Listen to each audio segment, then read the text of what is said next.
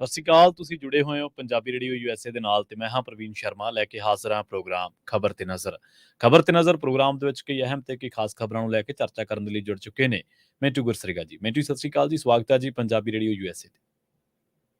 ਜੀ ਸ਼ੁਕਰੀਆ ਸਾਰਿਆਂ ਨੂੰ, ਸਤਿ ਸ੍ਰੀ ਅਕਾਲ ਜੀ। ਅੱਜ ਦਿਨ ਸੋਮਵਾਰ 6 ਨਵੰਬਰ 2023 21 ਨਾਨਕਸ਼ਾਹੀ ਸੰਮਤ 555 ਸਪਾਂਸਰ ਕਰਦੇ ਨੇ ਖਾਲਸਾ ਇੰਸ਼ੋਰੈਂਸ ਏਜੰਸੀ ਵਾਲੇ, ਜਿਨ੍ਹਾਂ ਤੋਂ ਤੁਸੀਂ ਹਰ ਤਰੀਕੇ ਦੀ ਇੰਸ਼ੋਰੈਂਸ ਲੈ ਸਕਦੇ ਹੋ। ਇੰਸ਼ੋਰੈਂਸ ਬਾਰੇ ਪਤਾ ਕਰਨ ਦੇ ਲਈ ਇਹਨਾਂ ਦਾ ਨੰਬਰ ਹੈ 408-272-2500। ਇਹ ਪਿਛਲੇ 3 ਦਹਾਕਿਆਂ ਤੋਂ ਵੀ ਵੱਧ ਸਮੇਂ ਤੋਂ ਇੰਸ਼ੋਰੈਂਸ ਦੇ ਵਿੱਚ ਨੇ ਤੇ ਸ਼ਾਨਦਾਰ ਸੇਵਾਵਾਂ ਦੇ ਰਹੇ ਨੇ। ਅਮਰੀਕਾ ਭਰ ਦੇ ਵਿੱਚ ਇੰਸ਼ੋਰੈਂਸ ਕਰਦੇ ਨੇ। ਅੱਜ ਹੀ ਡਾਇਲ ਕਰੋ 408-272-2500। ਟਰਕੀਅਨ ਇਮੀਗ੍ਰੇਸ਼ਨ ਲਾ ਫਰਮ ਵਾਲੇ, ਜੇ ਟਰਕੀਅਨ ਆ ਟੌਰਨੀ ਟਰਕੀਅਨ ਦੇ ਨਾਲ ਤੁਸੀਂ US ਇਮੀਗ੍ਰੇਸ਼ਨ ਬਾਬਤ ਕੋਈ ਵੀ ਸਲਾਹ ਕਰਨੀ, ਕੋਈ ਵੀ ਸਵਾਲ ਪੁੱਛਣਾ ਤੇ ਇਹਨਾਂ ਦਾ ਨੰਬਰ ਹੈ 415-909-0503। GK Dhanota Yuba City, Paramjit ਕੌਰੰਗੀ Vacaville, Pritpal Singh Sidhu Fresno, GN ਲਿਊ ਵਾਲੇ ਟਰੱਕ ਵਾਸ਼ ਕਰਦੇ ਨੇ, ਆਇਲ ਚੇਂਜ ਕਰਦੇ ਨੇ, ਏਅਰ ਬ੍ਰੇਕਾਂ ਦਾ ਕੰਮ ਤਸੱਲੀ ਬਖਸ਼ ਕਰਵਾ ਸਕਦੇ ਹੋ। ਨਵੇਂ ਪੁਰਾਣੇ ਟਾਇਰ ਵੀ ਇਹਨਾਂ ਤੋਂ ਮਿਲਦੇ ਨੇ। ਲੋਕੇਸ਼ਨ ਸੈਂਟਾਨੇਲਾ ਦੀ, ਨਿੰਮਾ ਸੋਤਾ ਦੇ ਨਾਲ ਗੱਲ ਕੀਤੀ ਜਾ ਸਕਦੀ ਹੈ 209-277-0113 ਤੇ MK market Kashmir Singh Sacramento ਤੋਂ। ਇਹਨਾਂ ਸਾਰੇ ਹੀ ਸਪਾਂਸਰਸ ਦਾ ਬਹੁਤ ਬਹੁਤ ਧੰਨਵਾਦ। ਤੇ ਜੇਕਰ ਤੁਸੀਂ ਵੀ ਪੰਜਾਬੀ ਰੇਡੀਓ USA ਦੇ ਇਹਨਾਂ ਪ੍ਰੋਗਰਾਮਾਂ ਨੂੰ ਸਪਾਂਸਰ ਕਰਨਾ ਚਾਹੁੰਦੇ ਹੋ ਤਾਂ ਸਟੂਡੀਓ ਦਾ ਨੰਬਰ ਹੈ 408-272-5200।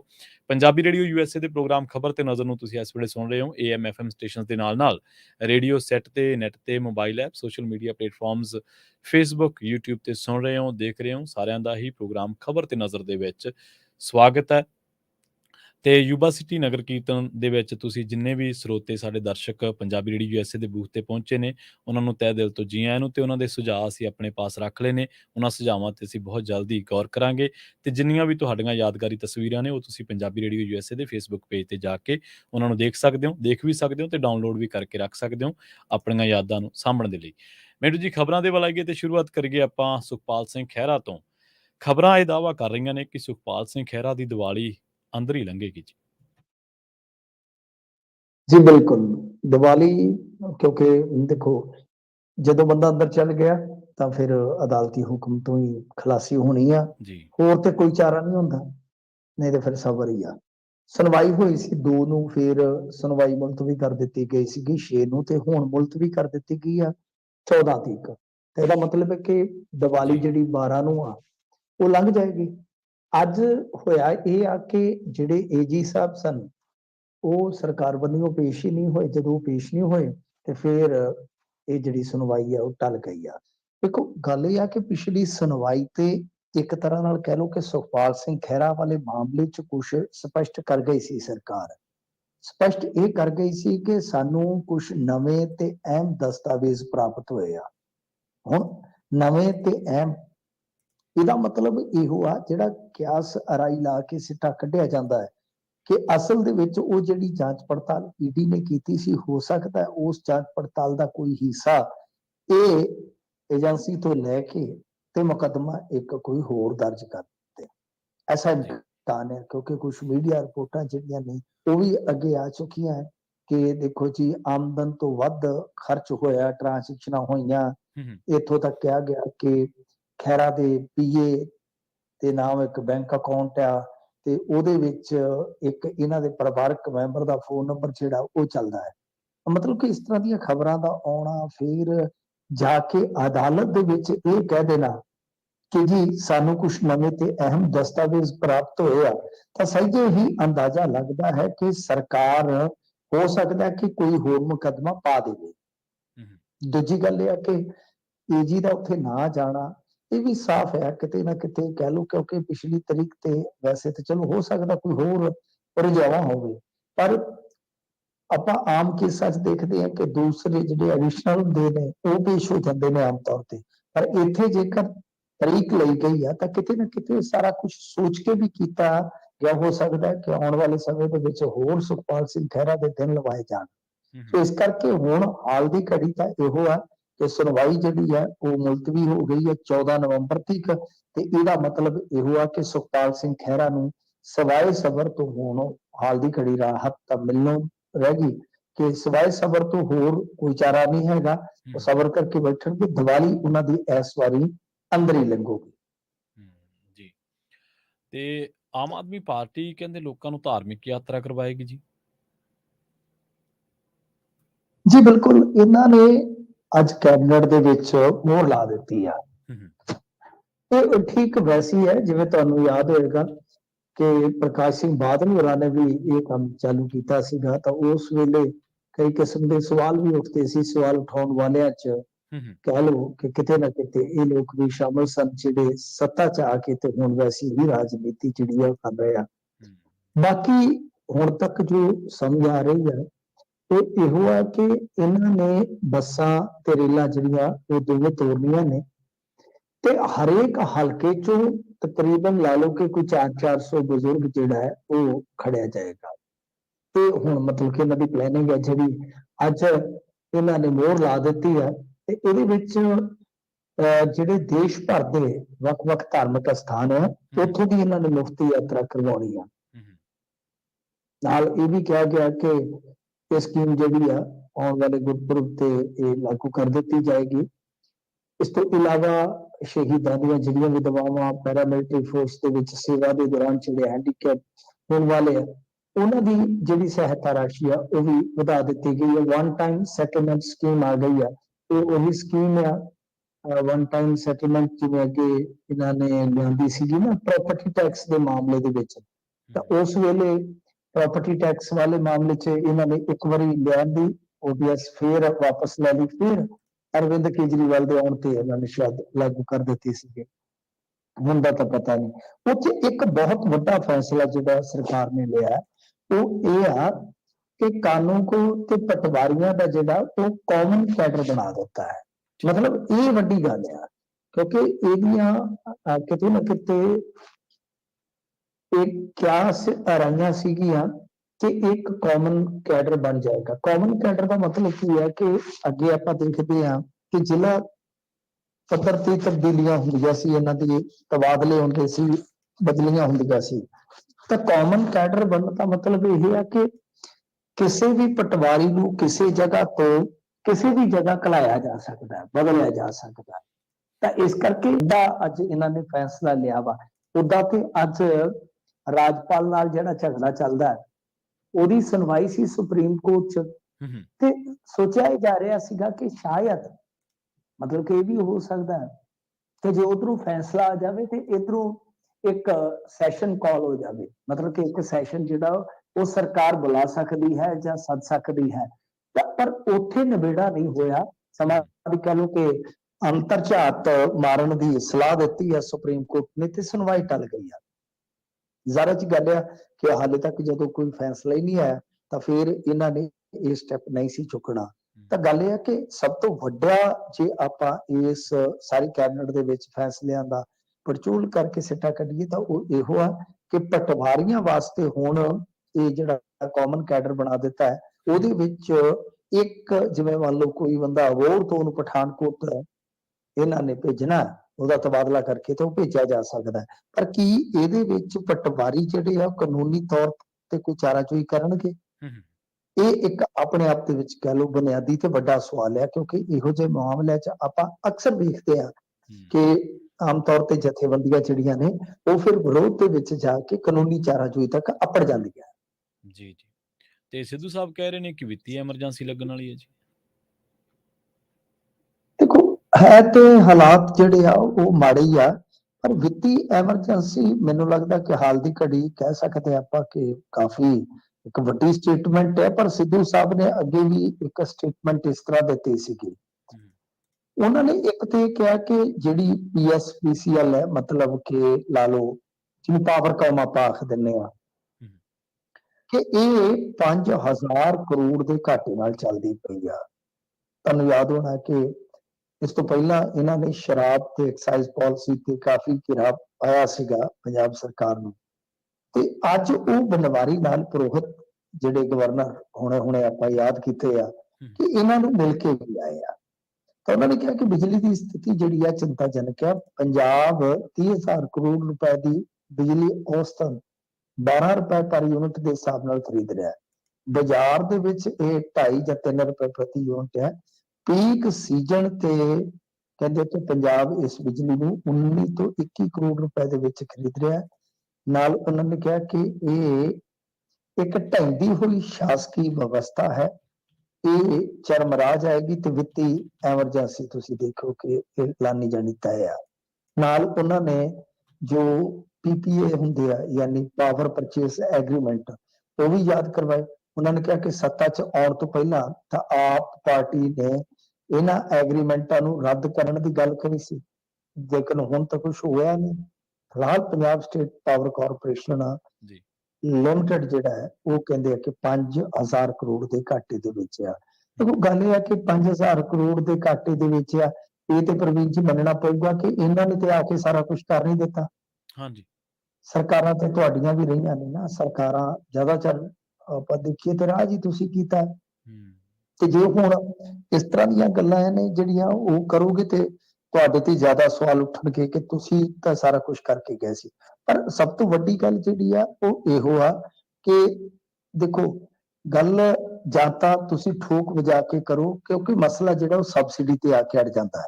ਹੂੰ ਆਪਾਂ ਨੂੰ ਵੀ ਪਤਾ ਕਿ ਖੇਤੀ ਸੈਕਟਰ ਦੀ ਸਬਸਿਡੀ ਜਿਹੜੀ ਆ ਉਹ ਹੁਣ ਤੱਕ 1,38,000 ਕਰੋੜ ਤੱਕ ਦੀ ਪੈ ਚੁੱਕੀ ਆ ਜਦੋਂ ਤੋਂ ਸ਼ੁਰੂ ਕੀਤੀ ਆ। ਹੂੰ ਤਾਂ ਤੁਸੀਂ ਹਿਸਾਬ ਲਾ ਲਓ ਕਿ ਜੇ ਆਪਾਂ ਵੇਖੀਏ ਤੇ ਤਕਰੀਬਨ 3 ਲੱਖ ਕਰੋੜ ਜਿਹੜਾ ਕਰਜ਼ਾ, ਉਹਦੇ ਚੋਂ ਅੱਧ ਤਕਰੀਬਨ ਜਿਹੜਾ ਹੈ ਉਹ ਬਿਜਲੀ ਸਬਸਿਡੀ ਦਾ। ਜਾਂ ਤਾਂ ਠੋਕ ਵਜਾ ਕੇ ਕਹੋ ਕਿ ਭਾਈ ਬਿਜਲੀ ਸਬਸਿਡੀ ਸਕੀਮ ਦੇ ਵਿੱਚ ਰਿਫਾਰਮਸ ਲਿਆਉਣੇ ਚਾਹੀਦੇ ਆ, ਸੁਧਾਰ ਲਿਆਉਣੇ ਚਾਹੀਦੇ ਆ, ਕਿਹਨੂੰ ਦਿੱਤੀ ਜਾਣੀ ਚਾਹੀਦੀ ਹੈ ਸਬਸਿਡੀ, ਕਿਹਨੂੰ ਨਹੀਂ, ਉਹ ਤਾਂ ਗੱਲ ਹੋਈ। ਪਰ ਹੁਣ ਜਿਹੜੀ ਸਬਸਿਡੀ ਆ ਉਹ ਲੋਕ ਲੈ ਕੇ ਰਾਜੀ ਆ ਤੇ ਸਰਕਾਰ ਦੇ ਕੇ ਰਾਜੀ ਆ। ਹੁਣ ਕੀ ਕੀਤਾ ਜਾ ਸਕਦਾ? ਤੇ ਜਿੱਥੋਂ ਤੱਕ ਮਸਲਾ ਹੈ ਕਿ ਭਾਈ ਇਹ ਜਿਹੜਾ ਬਿੱਲ ਹੈ ਸਬਸਿਡੀ ਵਾਲਾ, ਦੇਖੋ ਪ੍ਰੋਬਲਮ ਜਿਹੜੀ ਨਵਜੋਤ ਸਿੰਘ ਸਿੱਧੂ ਕਹਿ ਰਹੇ ਹੋ, ਪ੍ਰੋਬਲਮ ਕਿੱਦਾਂ ਬਣੇਗੀ? ਕਿਉਂਕਿ ਹਰੇਕ ਵਰੇ ਜਿਹੜਾ ਇਹ ਬਿੱਲ ਹੁੰਦਾ ਜਾਏਗਾ ਉਹ ਵੱਡਾ ਹੁੰਦਾ ਜਾਏਗਾ, ਯਾਨੀ ਜਿਹੜਾ ਸਬਸਿਡੀ ਦਾ ਬਿੱਲ ਸਰਕਾਰ ਨੇ ਅਦਾ ਕਰਨਾ ਹੈ ਉਹ ਭਾਰਾ ਹੁੰਦਾ ਜਾਏਗਾ। ਅੱਜ 20,000 ਕਰੋੜ ਹੈ, ਅਗਲੇ ਸਾਲ ਉਹ ਵੱਧ ਕੇ ਕੋਈ 24-25,000 ਕਰੋੜ ਹੋਣ ਦੀ ਸੰਭਾਵਨਾ, ਇੱਕ ਵੇਲੇ 30,000 ਕਰੋੜ ਤੱਕ ਚਲੇ ਜਾਏਗਾ। ਹੁਣ ਤੁਸੀਂ ਆਪ ਸੋਚ ਕੇ ਵੇਖੋ ਕਿ ਜਿਹੜੀ ਸਰਕਾਰ ਕਰਜ਼ੇ ਦੀਆਂ ਫੌੜੀਆਂ ਨਾਲ ਚੱਲਦੀ ਹੋਵੇ, ਪੰਜਾਬ 'ਚ ਸਰਕਾਰ ਚਾਹੇ ਕਿਸੇ ਵੀ ਪਾਰਟੀ ਦੀ ਹੋਵੇ, ਤਾਂ ਉਹਦੇ ਵਾਸਤੇ ਇਹ ਰਕਮ ਵਧਾਈ ਜਾਣੀ ਤੇ ਬੰਦੋਬਸਤ ਕਰਨਾ ਕਿੱਡਾ ਔਖਾ ਹੈ। ਤਾਂ ਇਹ ਆ ਕਿ ਇੱਕ ਸਮੇਂ ਇਹ ਹੋ ਸਕਦਾ ਆਉਣ ਵਾਲੇ ਸਮੇਂ ਦੇ ਵਿੱਚ, ਕਿਉਂਕਿ ਕੈਗ ਦੀਆਂ ਰਿਪੋਰਟਾਂ ਨੇ, ਹੋਰ ਵੀ ਬਹੁਤ ਸਾਰੇ ਟੇਵੇ ਇਸ ਤਰ੍ਹਾਂ ਦੇ, ਕਿ ਪੰਜਾਬ ਦੇ ਵਿੱਚ ਜਿਹੜੀ ਇਹ ਆਰਥਿਕ ਹਾਲਤ ਆ ਇਹ ਬਹੁਤ ਬਦਤਰੀਨ ਹੋ ਸਕਦੀ ਆ। ਇਹ ਮਤਲਬ ਕਿ ਕਹਿ ਲਓ ਕਿ ਕੋਈ ਕਿਸੇ ਨੂੰ ਡਰਾਉਣ ਵਾਲੀ ਗੱਲ ਨਹੀਂ ਹੈ। ਬਹੁਤ ਸਾਰੇ ਜਿਹੜੇ ਆਰਥਿਕ ਬੁੱਧੀਜੀਵੀ ਆ, ਆਰਥਿਕ ਮਾਹਰ ਨੇ, ਉਹ ਇਸ ਗੱਲ ਦੀ ਪ੍ਰੋੜਤਾ ਕਰਦੇ ਆ ਕਿ ਪੰਜਾਬ ਦੇ ਜਿਹੜੇ ਵਿੱਤੀ ਹਾਲਾਤ ਆ ਬਹੁਤ ਜ਼ਿਆਦਾ ਮਾੜੇ ਆ ਤੇ ਇਹਨਾਂ ਨੂੰ ਜੇ ਨਾ ਸੁਧਾਰਿਆ ਗਿਆ ਤੇ ਕੰਮ ਖਰਾਬ ਹੋ ਜਾਏਗਾ। ਸੋ ਦੇਖਦੇ ਆ। ਬਾਕੀ ਇਹਨਾਂ ਨੇ ਸ਼ਰਾਬ ਦੇ ਮੁੱਦੇ ਤੇ ਜਿਹੜੀਆਂ ਗੱਲਾਂ ਇਹਨਾਂ ਤੋਂ ਪੁੱਛੀਆਂ ਸੀ, ਉਹਨਾਂ ਦਾ ਹੁਣ ਤੱਕ ਕੋਈ ਜਵਾਬ ਆਇਆ ਨਹੀਂ ਆ। ਜੀ ਜੀ। ਤੇ ਬੇਅਦਬੀ ਮਾਮਲੇ 'ਚ ਗੁਰਦੁਆਰਾ ਸਾਹਿਬ ਦਾ ਮਾਫ ਕਰਨਾ, ਬੇਅਦਬੀ ਮਾਮਲੇ ਦੇ ਵਿੱਚ ਗੁਰਦੁਆਰਾ ਸਾਹਿਬ ਦਾ ਪ੍ਰਬੰਧਕ ਗ੍ਰਿਫਤਾਰ ਹੋਇਆ ਮਿੰਟੂ ਜੀ। ਦੇਖੋ ਪ੍ਰਵੀਨ ਜੀ, ਇਹ ਮਾਮਲਾ ਹੋਇਆ ਸੀਗਾ ਚਮਕੌਰ ਸਾਹਿਬ ਦੇ ਵਿੱਚ, ਸਰਹੰਦ ਨਹਿਰ ਪੁਲ ਦੇ ਨੇੜੇ ਕੋਈ ਗੁਰਦੁਆਰਾ ਅਮਰਗੜ੍ਹ ਸਾਹਿਬ। ਜੀ ਇੱਥੇ ਹੋਇਆ ਕੀ ਹੈ ਕਿ ਕੋਈ ਵਿਅਕਤੀ ਸੀਗਾ, ਸ਼ਾਇਦ ਉਹਦਾ ਨਾਮ ਜੋਬਨਦੀਪ ਸਿੰਘ ਸੀ, ਉਹ ਆਇਆ ਸੀਗਾ ਮੱਥਾ ਟੇਕਣ, ਤੇ ਜਦ ਉਸਨੇ ਆ ਕੇ ਦੇਖਿਆ ਤੇ ਉੱਥੇ ਹਾਲਾਤ ਜਿਹੜੇ ਆ ਉਹ ਬਹੁਤ ਖਰਾਬ ਹੋਏ ਪਏ ਸੀ। ਹਾਲਾਤ ਇਉਂ ਖਰਾਬ ਹੋਏ ਸੀ ਕਿ ਜਿਹੜਾ ਗੁਰਦੁਆਰੇ ਦਾ ਸੁਖਾਸਨ ਸਥਾਨ ਹੁੰਦਾ ਹੈ ਤੇ ਉਹਦੇ ਤੇ ਮਤਲਬ ਕਿ ਜਿਹੜੇ ਸੁਖਾਸਨ ਕੀਤੇ ਗਏ ਸੀ, ਸ੍ਰੀ ਗੁਰੂ ਗ੍ਰੰਥ ਸਾਹਿਬ ਦੇ ਸਰੂਪ ਤੇ ਪ੍ਰਕਾਸ਼ ਸਥਾਨ ਤੇ ਪ੍ਰਕਾਸ਼ ਕੀਤੇ 4 ਪਾਵਨ ਗੁਰੂ ਗ੍ਰੰਥ ਸਾਹਿਬ ਦੇ ਸਰੂਪ ਸੀ ਜਿਹੜੇ, ਉਹ ਹੁਣ ਬੇਸ਼ੱਕ ਉੱਥੇ ਪਹੁੰਚਾ ਦਿੱਤੇ ਗਏ ਆ। ਜਿਹੜਾ ਆਪਾਂ ਇਤਿਹਾਸਕ ਗੁਰਦੁਆਰਾ ਜਾਣਦੇ ਹਾਂ ਸ੍ਰੀ ਕਤਲਗੜ੍ਹ ਸਾਹਿਬ ਹੈ, ਪਰ ਹੋਇਆ ਕਿ ਜਦੋਂ ਉੱਥੇ ਉਸ ਸ਼ਰਧਾਲੂ ਨੇ ਆ ਕੇ ਵੇਖਿਆ ਤੇ ਨਾ ਸਿਰਫ ਗੁਰੂ ਗ੍ਰੰਥ ਸਾਹਿਬ ਦੇ ਪਾਵਨ ਸਰੂਪ ਤੇ ਮਿੱਟੀ ਸੀ, ਚੂਹਿਆਂ ਦੀਆਂ ਮੀਂਗਣਾਂ ਤੱਕ ਪਈਆਂ ਮਿਲੀਆਂ ਤੇ ਉੱਥੇ ਜਿਹੜੇ ਵਸਤਰ ਹੁੰਦੇ ਆ ਉਹ ਵੀ ਠੀਕ ਨਹੀਂ ਸਨ। ਤਾਂ ਇਹਦੇ ਤੋਂ ਹੀ ਫਿਰ ਇਹ ਮਾਮਲਾ ਜਿਹੜਾ ਇੱਥੋਂ ਤੱਕ ਵਧਿਆ ਤੇ ਇਹ ਨੋਟਿਸ ਜਿਹੜਾ ਹੈ ਉਹ SGPC ਨੇ ਵੀ ਲਿਆ ਹੈ ਇਹਦੇ ਤੇ। ਪਰ ਸਭ ਤੋਂ ਵੱਡੀ ਗੱਲ ਜਿਹੜੀ ਹੈ ਉਹ ਇਹੋ ਆ ਕਿ ਇਹ ਕਿਹੋ ਜਿਹੇ ਪ੍ਰਬੰਧਕ ਆ। ਇਹ ਪ੍ਰਬੰਧਕ ਇਹੋ ਜਿਹੇ ਜਿਨ੍ਹਾਂ ਨੂੰ ਇੰਨੀ ਅਕਲ ਨਹੀਂ ਹੈਗੀ, ਮਤਲਬ ਕਿ ਇਹ ਕੋਈ ਮਾਫੀਯੋਗ ਗੁਨਾਹ ਨਹੀਂ ਹੁੰਦਾ, ਇਹ ਨਾ ਮਾਫੀਯੋਗ ਗੁਨਾਹ ਹੈ। ਤੇ ਕਈ ਇਸ ਤਰ੍ਹਾਂ ਦੇ ਵੀ ਪ੍ਰਬੰਧਕ ਆਪਾਂ ਵੇਖੇ ਆ ਨਾ ਜਿਹੜੇ ਬਾਅਦ ਚ ਫੜੇ ਗਏ। ਤੇ ਉਹਨਾਂ ਨੇ ਇਸ ਤਰ੍ਹਾਂ ਦੀਆਂ ਆਪਣੀਆਂ ਗਲਤੀਆਂ ਨੂੰ ਲੁਕਾਉਣ ਵਾਸਤੇ ਵੀ ਕਈ ਵਾਰ ਝੂਠ ਬੋਲਿਆ। ਕਿਤੇ ਚਲੋ ਇਹਦਾ ਭਲਾ ਹੋਵੇ, ਜਿਹੜਾ ਬੰਦਾ ਆਇਆ ਮੱਥਾ ਟੇਕਣ ਤੇ ਉਸਨੇ ਰੌਲਾ ਪਾਇਆ ਤੇ ਸਾਰਾ ਕੁਝ ਇੱਥੋਂ ਤੱਕ ਪਹੁੰਚਿਆ। ਪਰ ਕੀ ਗੱਲ ਆ, ਇਹਨਾਂ ਨੂੰ ਮਰਿਆਦਾ ਦਾ ਪਤਾ ਨਹੀਂ ਹੈ। ਕੀ ਗੱਲ ਆ, ਇਹ ਆਪਣੀ ਜੋ ਇਹਨਾਂ ਦੀ ਕਹਿ ਲਓ ਡਿਊਟੀ ਆ ਉੱਥੇ ਇੱਕ ਪ੍ਰਬੰਧਕ ਦੇ ਤੌਰ ਤੇ ਕਿਹਾ, ਉਹਦੇ ਬਾਰੇ ਇਹਨਾਂ ਨੂੰ ਬਿਲਕੁਲ ਵੀ ਚੇਤਨਾ ਨਹੀਂ ਹੈਗੀ। ਇਹ ਮਾਮਲਾ ਜਿਹੜਾ ਫਿਰ ਬਾਅਦ ਦੇ ਵਿੱਚ ਜਿਵੇਂ ਵਿਗੜਿਆ, ਇਹ ਮੁੱਖ ਪ੍ਰਬੰਧਕ ਸੀ ਜਿਹੜਾ ਕਰਮ ਸਿੰਘ, ਉਹਦੇ ਵਿਰੁੱਧ ਨਾ ਸਿਰਫ ਮਾਮਲਾ ਦਰਜ ਕੀਤਾ ਗਿਆ ਬਲਕਿ ਉਹਨੂੰ ਗ੍ਰਿਫਤਾਰ ਕਰ ਲਿਆ ਗਿਆ। ਤੇ ਮੈਂ ਸਮਝਦਾ ਚੰਗੀ ਗੱਲ ਆ ਕਿ ਇਸ ਤਰ੍ਹਾਂ ਦੀ ਗ੍ਰਿਫਤਾਰੀ ਜਿਹੜੀ ਆ ਹੋ ਜਾਣੀ ਚਾਹੀਦੀ ਆ, ਪਰ ਜੋ ਇਹਨੇ ਕੀਤਾ ਬਹੁਤ ਮਾੜੀ ਗੱਲ ਆ, ਬਹੁਤ ਮਾੜੀ ਗੱਲ ਆ।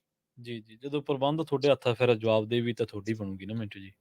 ਬਿਲਕੁਲ ਬਿਲਕੁਲ, ਜਵਾਬ ਤਲਬੀ ਤਾਂ ਤੁਹਾਡੀ ਹੋਏਗੀ ਹੋਏਗੀ। ਤੇ ਕੋਟਪੁਰਾ ਗੋਲੀकांड ਮਾਮਲੇ ਦੇ ਵਿੱਚ ਪੁਲਿਸ ਅਫਸਰਾਂ ਦੀਆਂ ਅਰਜ਼ੀਆਂ ਰੱਦ ਹੋ ਗਈਆਂ ਮਿੰਟੂ ਜੀ, ਤੇ ਇੱਕ ਦਿਨ ਆਪਾਂ ਚਰਚਾ ਕਰਦਿਆਂ ਵਿੱਚ ਤੁਸੀਂ ਵੀ ਇਹਦੇ ਵਿੱਚ ਅਹਿਮ ਨੁਕਤੇ ਨੂੰ ਛੋਇਆ ਸੀਗਾ ਵੀ ਇਹ ਜਿਹੜੇ ਗੱਲ ਜਿਸ ਪਾਸੇ ਨੂੰ ਜਾ ਰਹੀ ਹੈ, ਜਿਸ ਥਿਉਰੀ ਤੋਂ ਸ਼ੁਰੂ ਕੀਤੀ ਜਾ ਰਹੀ ਹੈ, ਉਹ ਇਨਸਾਫ ਨੂੰ ਦੇਰ ਹੀ ਕਰੂਗੀ, ਲੇਟ ਹੀ ਕਰੂਗੀ, ਤੇ ਅਰਜ਼ੀਆਂ ਰੱਦ ਹੋਣ ਦਾ ਕੋਈ ਪਊ ਪ੍ਰਭਾਵ ਉਸ ਮਸਲੇ ਤੇ? ਜੀ ਬਿਲਕੁਲ, ਆਪਾਂ ਜਿਹੜੀ ਗੱਲ ਕਰਦੇ ਸਾਂ ਉਹ ਇਹੋ ਆ ਕਿ ਮੰਨ ਲਓ ਜੇ ਦੂਜੀ FIR ਜਿਹੜੀ ਆ ਉਹਦੇ ਚ ਪੰਥਕ ਪ੍ਰਚਾਰਕ ਜਿਹੜੇ ਆ ਉਹ ਨਾਮਜ਼ਦ ਕਰ ਲਏ ਜਾਂਦੇ ਆ, ਤਾਂ ਪੁਲਿਸ ਬਹੁਤ ਆਸਾਨੀ ਨਾਲ ਕਹਿ ਸਕਦੀ ਆ ਕਿ ਅਸੀਂ ਇਹ ਸਾਰਾ ਕੁਝ ਜੇ ਹੋਇਆ ਤਾਂ ਸੈਲਫ ਡਿਫੈਂਸ ਚ ਹੋਇਆ ਹੋ ਸਕਦਾ, ਕਿਉਂਕਿ ਸਾਡੇ ਤੇ ਤਾਂ ਹਮਲਾ ਹੋ ਗਿਆ।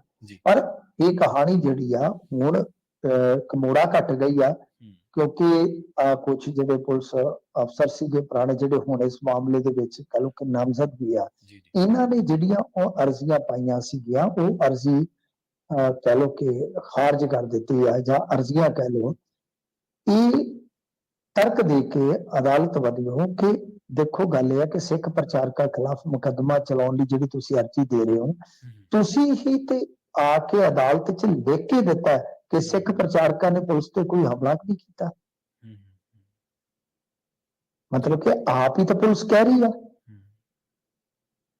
ਤੇ ਪੁਲਿਸ ਆਪ ਹੀ ਕਹਿ ਰਹੀ ਆ ਕਿ ਜੀ ਉੱਥੇ ਸਿੱਖ ਪ੍ਰਚਾਰਕਾਂ ਖਿਲਾਫ ਕੋਈ ਐਸਾ ਮਾਮਲਾ ਬਣਦਾ ਹੀ ਨਹੀਂ, ਕਿਉਂਕਿ ਉਹਨਾਂ ਨੇ ਪੁਲਿਸ ਤੇ ਕੋਈ ਹਮਲਾ ਨਹੀਂ ਕੀਤਾ। ਤੇ ਫਿਰ ਦੂਸਰੇ ਪਾਸੇ ਹੁਣ ਤੁਸੀਂ ਇਹ ਕਹਿ ਰਹੇ ਹੋ, ਤਾਂ ਇਹਦੇ ਵਿੱਚ ਉਹ ਕਹਿੰਦੇ ਆ ਕਿ ਬਈ ਇੱਕ ਜਾਂਚ ਪੜਤਾਲ ਦੀ ਟੀਮ ਦੇ ਵਿੱਚ ਇਹ ਵੀ ਤੱਥ ਉਜਾਗਰ ਹੋਇਆ ਹੈ ਕਿ 10 ਵਿਅਕਤੀਆਂ ਦੀ ਸ਼ਨਾਖਤ ਨਹੀਂ ਹੋ ਸਕੀ ਜਿਹੜੇ ਕਿ ਭੇਸ ਬਦਲ ਕੇ ਸਿੱਖ ਸੰਗਤ 'ਚ ਬੈਠੇ ਸੀ। ਇਹ ਵੀ ਇੱਕ ਜਾਂਚ ਦਾ ਵਿਸ਼ਾ ਸੀ, ਪਰ ਉਹ ਬਿਲਕੁਲ ਕਹਿ ਲਓ ਕਿ ਹੁਣ ਸਸਪੈਂਸ ਹੀ ਰਹਿ ਗਿਆ। ਤੇ ਨਾਲ ਜਾਂਚ ਟੀਮ ਨੇ ਜਿਹੜਾ ਦਾਅਵਾ ਕੀਤਾ ਕਿ ਪੁਲਿਸ ਨੇ ਆਪਣੇ ਉੱਪਰ ਹਮਲਾ ਹੋਣ ਦੀ ਮਨਘੜਤ ਕਹਾਣੀ ਬਣਾਈ। ਤਾਂ ਕਹਿੰਦਾ ਭਾਵ ਇਹੋ ਆ ਕਿ ਜਿਹੜੀਆਂ ਚੀਜ਼ਾਂ ਅੱਗੇ ਜਾਂਚ ਦੇ ਵਿੱਚ ਸਾਹਮਣੇ ਆਈਆਂ ਉਹਨਾਂ ਦੇ ਆਧਾਰ ਤੇ ਕੋਰਟ ਨੇ ਆਖਿਆ ਕਿ ਤੁਸੀਂ ਆਪ ਹੀ ਤੇ ਕਿਹਾ ਕਿ ਹਮਲਾ ਨਹੀਂ ਕੀਤਾ ਗਿਆ, ਅੱਜ ਤੁਹਾਨੂੰ ਚੇਤਾ ਆ ਗਿਆ, ਤੁਸੀਂ ਅਰਜ਼ੀਆਂ ਫਾਈਲ ਕਰ ਦਿੱਤੀਆਂ ਨੇ। ਸੋ ਇਹਨਾਂ ਨੂੰ ਕੋਈ ਰਾਹਤ ਨਹੀਂ ਮਿਲੀ, ਉਲਟਾ ਇਹਨਾਂ ਦੀਆਂ ਜਿਹੜੀਆਂ ਉਹ ਅਰਜ਼ੀਆਂ ਖਾਰਜ ਹੋ ਗਈਆਂ ਨੇ। ਤਾਂ ਮਤਲਬ ਇਹੀ ਆ ਕਿ ਬਿਲਕੁਲ ਹੋ ਸਕਦਾ ਉਤਲੀ ਅਦਾਲਤ ਦੇ ਵਿੱਚ ਚਲੇ ਜਾਣ, ਕਿਉਂਕਿ ਇਹਨਾਂ ਬੰਦਿਆਂ ਦੇ ਕੋਲ ਉਹ ਆਪਸ਼ਨ ਹੈਗਾ ਆ। ਪਰ ਜੇ ਆਪਾਂ ਜਿਵੇਂ ਗੱਲ ਕਰਦੇ ਸਾਂ ਕਿ ਜੇਕਰ ਇਸ ਪਾਸੇ ਨੂੰ ਕਹਾਣੀ ਤੁਰ ਪੈਂਦੀ ਤਾਂ ਡੈਫੀਨੇਟਲੀ ਨਿਆਂ ਤੇ ਜਾਂ ਕਹਿ ਲਓ ਕਿ ਇਨਸਾਫ ਤੇ ਕਿਤੇ ਨਾ ਕਿਤੇ ਆਚ ਤੇ ਜ਼ਰੂਰ ਆਉਣੀ ਸੀਗੀ। ਖੈਰ ਇਹ ਹੁਣ ਅਦਾਲਤ ਨੇ ਇੱਕ ਵਾਰੀ ਤੇ ਇਹਨਾਂ ਦੀਆਂ ਜਿਹੜੀਆਂ ਅਰਜ਼ੀਆਂ ਉਹ ਖਾਰਜ ਕਰ ਦਿੱਤੀਆਂ। ਜੀ ਤੇ ਜਾਂਦਿਆਂ ਦੀ ਗੱਲ ਕਰੀਏ ਮਿੰਟੂ ਜੀ ਆਪਾਂ ਇਸਰੋ ਮੁਖੀ ਦੀ ਕਿਤਾਬ ਦੀ, ਇਹਦੇ ਤੇ ਵਿਵਾਦ ਹੋ ਗਿਆ ਜੀ। ਦੇਖੋ ਇਸਰੋ ਮੁਖੀ ਨੇ ਨਾ ਇੱਕ ਕਿਤਾਬ ਲਿਖੀ ਸੀ, ਚੰਦਰਯਾਨ ਦੀ ਕਾਮਯਾਬੀ ਤੋਂ ਨਾ ਫੌਰੀ ਤੌਰ ਤੇ ਬਾਅਦ ਹੀ ਕਿਤਾਬ ਆ ਗਈ ਸੀਗੀ। ਮੈਂ ਕਿਤਾਬ ਦੇ 1-2 ਰਿਵਿਊ ਪੜ੍ਹੇ ਸੀਗੇ, ਬਈ ਕੁਝ ਅੱਛੀਆਂ ਗੱਲਾਂ ਵੀ ਦੱਸਦੇ ਆ ਕਿਤਾਬ ਦੇ ਵਿੱਚ ਸੀ, ਇੱਕ ਮੋਟੀਵੇਸ਼ਨ ਵੀ ਸੀ। ਕਿਉਂਕਿ ਜਿਹੜੇ ਇਸਰੋ ਮੁਖੀ ਨੇ ਨਾ ਇਹ ਬਹੁਤ ਕਹਿ ਲਓ ਕਿ ਸੋਮਨਾਥ ਜੀ ਜਿਹੜੇ ਕੇਰਲ ਤੋਂ ਆਉਂਦੇ ਨੇ। ਚਲੋ ਕਿਤਾਬ ਤਾਂ ਇਹਨਾਂ ਨੇ ਵਾਪਸ ਲੈ ਲਈ ਇੱਕ ਵਾਰੀ, ਜੇ ਕਿਤੇ ਤੁਹਾਨੂੰ ਮੌਕਾ ਮਿਲੇ ਤੇ ਜ਼ਰੂਰ ਉਹ ਬਾਇਓ ਤਾਂ ਪੜ੍ਹੀ ਜਾ ਸਕਦੀ ਹੈ ਨਾ ਕਿਸੇ ਵੀ ਵਿਅਕਤੀ ਦੀ। ਉਹ ਤਾਂ ਅੱਜ ਕੱਲ ਤੁਹਾਨੂੰ ਪਤਾ ਵਿਕੀਪੀਡੀਆ ਤੇ ਪਈ ਹੁੰਦੀ ਆ।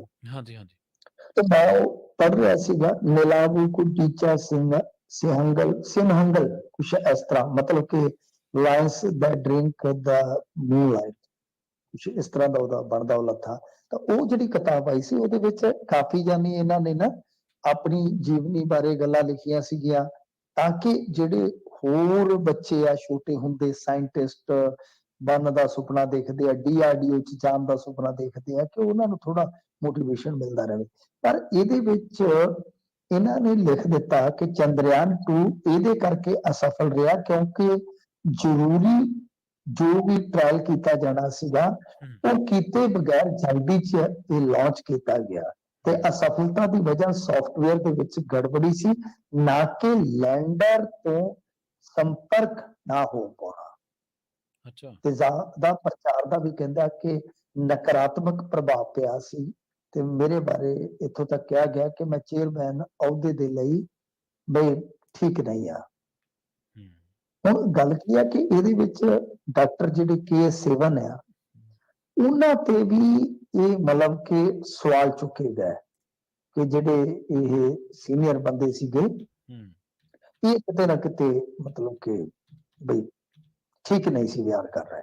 ਜੀ ਜੀ ਤਾਂ ਗੱਲ ਇਹ ਆ ਕਿ ਇਹ ਇੱਕ ਬਹੁਤ ਵੱਡਾ ਵਿਵਾਦ ਬਣ ਗਿਆ ਨਾ, ਬਿਲਕੁਲ ਜੀ ਕਿਉਂਕਿ ਇੱਕ ਤਾਂ ਇਹਨਾਂ ਨੇ ਆਪਣੀ ਜਿਹੜੀ ਇਹ ਮਲਿਆਲੀ ਆਤਮ ਕਥਾ ਸੀਗੀ ਤੇ ਇਹਦੇ ਵਿੱਚ ਇਹ ਚੀਜ਼ ਨੂੰ ਸ਼ੋਇਆ ਕਿ ਚੰਦਰਯਾਨ ਜਿਹੜਾ ਸੀਗਾ ਉਹ ਤਾਂ ਅਸਫਲ ਹੋਣਾ ਕਿਤੇ ਨਾ ਕਿਤੇ ਇੱਕ ਤਾਂ ਬਹੁਤ ਜ਼ਿਆਦਾ ਉਹਦਾ ਪ੍ਰਚਾਰ ਕਰ ਦਿੱਤਾ ਗਿਆ, ਦੂਸਰਾ ਕਿ ਸੌਫਟਵੇਅਰ ਦੇ ਵਿੱਚ ਗੜਬੜੀ ਸੀਗੀ, ਮਤਲਬ ਕਿ ਸੌਫਟਵੇਅਰ 'ਚ ਗੜਬੜੀ ਹੋ ਗਈ ਤੇ ਨਾਲ ਇਹ ਹੈ ਕਿ ਕਾਲੀ ਦੇ ਵਿੱਚ ਸਾਰਾ ਕੁਝ ਕੀਤਾ ਗਿਆ, ਚੰਗੀ ਤਰ੍ਹਾਂ ਟ੍ਰਾਇਲ ਵਗੈਰਾ ਵੀ ਨਹੀਂ ਹੋਏ। ਤਾਂ ਇਹ ਸਿੱਧੇ ਤੌਰ ਤੇ ਫਿਰ ਤੁਹਾਨੂੰ ਪਤਾ ਹੀ ਹੈ ਨਾ ਕਿ ਚੰਦਰਯਾਨ 3 ਦੀ ਸਫਲਤਾ ਦੀ ਜਿਹੜੀ ਇੱਕ ਬਹੁਤ ਤਗੜੀ ਪੇਸ਼ਕਾਰੀ ਕੀਤੀ ਜਾਂਦੀ ਹੈ ਸਿਆਸੀ ਧਿਰਾਂ ਵੱਲੋਂ, ਇਹ ਤਾਂ ਉਹਦੇ ਤੇ ਫਿਰ ਵੱਟਾ ਬਣ ਜਾਂਦਾ ਹੈ। ਸੋ ਇਸ ਕਰਕੇ ਹੁਣ ਇਹ ਕਿਤਾਬ ਜਿਹੜੀ ਹੈ ਉਹ ਇੱਕ ਵਾਰੀ ਤੇ ਕਹਿ ਲਓ ਕਿ ਇਹਨਾਂ ਨੇ ਪ੍ਰਕਾਸ਼ਨ ਆਪਦਾ ਰੋਕ ਦਿੱਤਾ, ਵਾਪਸ ਲੈ ਲਈ ਆ। ਹੋ ਸਕਦਾ ਹੈ ਕਿ ਬਾਅਦ ਦੇ ਵਿੱਚ ਸੋਧਾਂ ਕਰਕੇ ਤੇ ਉਹ ਵਾਪਸ ਕਿਤਾਬ ਜਿਹੜੀ ਹੈ ਬਾਜ਼ਾਰ 'ਚ ਆ ਜਾਵੇ। ਤੇ ਗੱਲ ਇਹ ਆ ਕਿ ਉਧਰੋਂ K7 ਜੀ ਕਹਿ ਰਿਹਾ ਕਿ ਸਾਡੇ ਵਿੱਚ ਕੋਈ ਵਿਵਾਦ ਨਹੀਂ ਹੈ ਤੇ ਹਾਲ ਦੇ ਵਿੱਚ ਅਸੀਂ ਇਸਰੋ ਦੀਆਂ ਯੋਜਨਾਵਾਂ ਤੇ ਗੱਲਬਾਤ ਵੀ ਕੀਤੀ ਹੈ, ਚਰਚਾ ਵੀ ਕੀਤੀ ਹੈ, ਪਰ ਇਹਨਾਂ ਨੇ ਸੰਕੇਤ ਦਿੱਤਾ ਹੈ ਕਿ ਕੁਝ ਜਿਹੜੇ ਮਤਲਬ ਕਿ ਹੈਗੇ ਨੇ ਸੀਨੀਅਰਸ ਉਹ ਤੰਗ ਕਰਦੇ ਸੀ ਤੇ ਹਾਲਾਂਕਿ ਉਸ ਤੋਂ ਬਾਅਦ ਇਹਨਾਂ ਨੇ ਸਫਾਈ ਵੀ ਦਿੱਤੀ ਹੈ ਕਿ ਇਸਰੋ ਦੇ ਵਿੱਚ ਕਲਚਰ ਹੈ ਕਿ ਚੇਅਰਮੈਨ ਦਾ ਫੈਸਲਾ ਹੀ ਅੰਤਮ ਹੁੰਦਾ ਹੈ, ਹਾਂਜੀ ਕੋਈ ਚੁਣੌਤੀ ਨਹੀਂ ਦਿੰਦਾ। ਤੇ ਨਾਲ ਇਹਨਾਂ ਨੇ ਕਿਹਾ ਕਿ ਮੇਰਾ ਕੋਈ ਇਰਾਦਾ ਨਹੀਂ ਕਿ ਮੈਂ ਸੀਨੀਅਰਸ ਨੂੰ ਟਾਰਗੇਟ ਕਰਾਂ, ਸੋ ਲਿਹਾਜ਼ਾ ਲੱਗਦਾ ਕਿ ਦਬਾਅ ਬਣਿਆ ਤੇ ਦਬਾਅ ਦੇ ਚੱਲਦਿਆਂ ਹੀ ਇਹਨਾਂ ਨੇ ਇੱਕ ਵਾਰੀ ਬੁੱਕ ਦੇ ਪ੍ਰਕਾਸ਼ਨ ਤੇ ਰੋਕ ਲਾ ਦਿੱਤੀ ਆ। ਤੇ ਜਿਹੜੇ ਇਹਨਾਂ ਨੇ ਮਿੰਟੂ ਜੀ ਨੁਕਤਾ ਚੱਕਿਆ ਸੀ ਉਹਦੇ ਤੇ ਕੋਈ ਜਾਂਚ ਜੂੰਚ ਸ਼ੁਰੂ ਹੋਈ ਜਾਂ ਬਸ ਕਿਤਾਬ ਹੀ ਵਾਪਸ ਲੈ ਲਈ ਇਹਨਾਂ ਦੀ?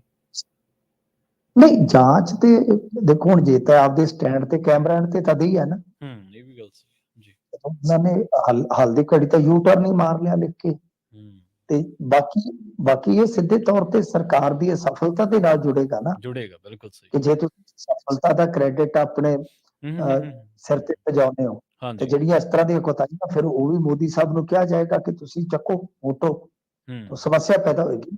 ਸੋ ਇਸ ਕਰਕੇ ਜੇ ਮੰਨ ਲਓ ਕੋਈ ਇਸ ਤਰ੍ਹਾਂ ਦੀ ਨੌਬਤ ਆਉਂਦੀ ਤਾਂ ਸਰਕਾਰ ਕਦੇ ਵੀ ਚਾਹੇਗੀ ਕਿ ਇਲੈਕਸ਼ਨ ਤੋਂ ਪਹਿਲਾਂ ਇਸ ਸਾਰੇ ਖਲਾਰੇ ਨੂੰ ਪੈਣ ਦਿੱਤਾ ਜਾਵੇ। ਮਿੰਟੂ ਜਦੋਂ ਮਾਫ ਕਰਨਾ, ਜਦੋਂ ਇੱਕ ਲੈਂਡਿੰਗ ਹੋ ਰਹੀ ਸੀ ਉਦੋਂ ਮੇਰਾ ਖਿਆਲ ਪ੍ਰਧਾਨ ਮੰਤਰੀ ਸਾਹਿਬ ਬਾਹਰਲੇ ਮੁਲਕ ਸੀਗੇ ਜੀ, ਜਦੋਂ ਉਹਨਾਂ ਦੀ ਵੀਡੀਓ ਨਾਲ ਅਟੈਚ ਕੀਤੀ ਗਈ। ਉੱਥੋਂ ਲਾਈਵ ਹੋਏ ਸੀਗੇ ਉਹ। ਹਾਂਜੀ, ਲਾਈਵ ਹੋਏ ਸੀ। ਹਾਂਜੀ ਜੀ। ਤੇ ਮਿੰਟੂ ਜੀ ਇਹਨਾਂ ਖਾਸ ਖਬਰਾਂ ਤੇ ਖਾਸ ਜਾਣਕਾਰੀਆਂ ਦੇ ਲਈ ਤੁਹਾਡਾ ਬਹੁਤ ਬਹੁਤ ਧੰਨਵਾਦ ਜੀ। ਧੰਨਵਾਦ ਜੀ। ਪ੍ਰੋਗਰਾਮ ਖਬਰ ਤੇ ਨਜ਼ਰ ਦੇ ਪਹਿਲੇ ਹਿੱਸੇ ਦੇ ਵਿੱਚ ਆਪਣੇ ਨਾਲ ਜੁੜੇ ਸਨ ਮਿੰਟੂ ਗੁਰਸਰੇਗਾ ਜੀ, ਜਿਨ੍ਹਾਂ ਦੇ ਨਾਲ ਆਪਾਂ ਕਈ ਅਹਿਮ ਖਬਰਾਂ ਦੇ ਨਾਲ ਚਰਚਾ ਕੀਤੀ ਹੈ, ਅਹਿਮ ਖਬਰਾਂ ਦੇ ਉੱਤੇ ਚਰਚਾ ਕੀਤੀ ਹੈ।